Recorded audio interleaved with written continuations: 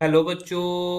हमारा प्रश्न दिया हुआ है डाई बोरेन की संरचना लिखिए तथा इसमें आबंधन की प्रकृति स्पष्ट कीजिए।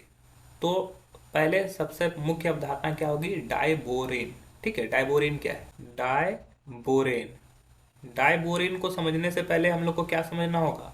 बोरेन को समझना होगा। और बोरेन को समझने से पहले हम लोग को क्या समझना होगा? बोरोन को समझना होगा।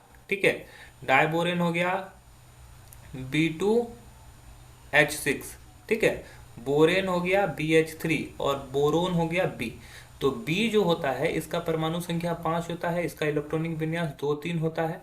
ठीक है, तो का हाइड बोरोन का हाइड्राइड को बोरोन के हाइड्राइड को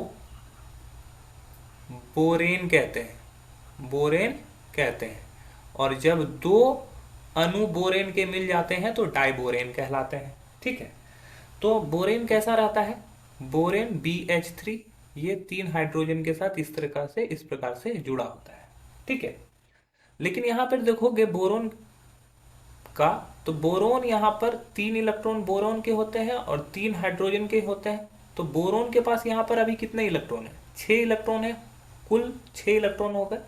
तो 6 इलेक्ट्रॉन की वजह से यहाँ पर क्या होता है कि ये अस्थाई हो जाता है, ये अष्टक पूरा नहीं होता है, तो ये अस्थाई होता है।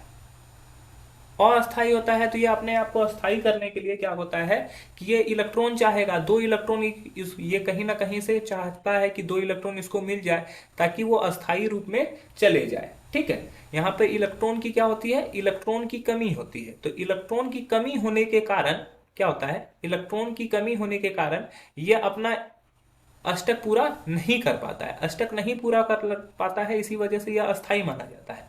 तो क्या करता है कि बोरोन अपने ही एक अणु से, मतलब कि बोरेन अपने ही एक अणु से जुड़ जाता है, मतलब कि ये बोरेन के एक और अणु से जुड़ेगा जो कि कुछ इस प्रकार से जुड़ता है। तो ये बोरोन क्या हुआ? इस हाइड्रोजन से जुड़ गया और ये बोरोन क्या हो गया? इस हाइड्रोजन से जुड़ गया।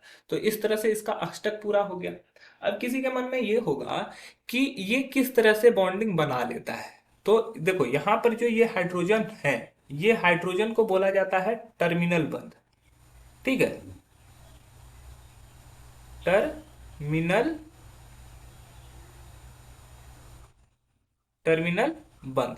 ठीक है, और इस हाइड्रोजन और इस हाइड्रोजन को बोला जाता है ब्रिज ब्रिजिंग हाइड्रोजन।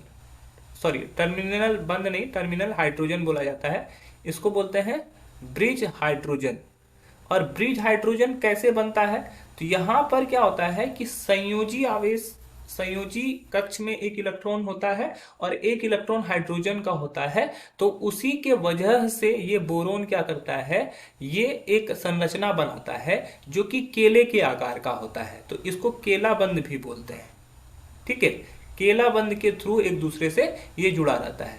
तो असल संरचना जो होगा वो इस तरह से ये केले के भांति यहाँ पर ये दिखाई देता है। इस तरह से ये केले के भांति यहाँ पे जुड़ा हो रहता है और हाइड्रोजन जो होते हैं वो कुछ इस प्रकार से जुड़े होते हैं। तो ये संरचना हो गया। और इसमें कौन सा बंध रहता है? केला बंध उपस्थित रहता है। केला बंध उपस्थित रहता है। ठीक है, आशा है कि ये आपको समझ में आया होगा। धन्यवाद।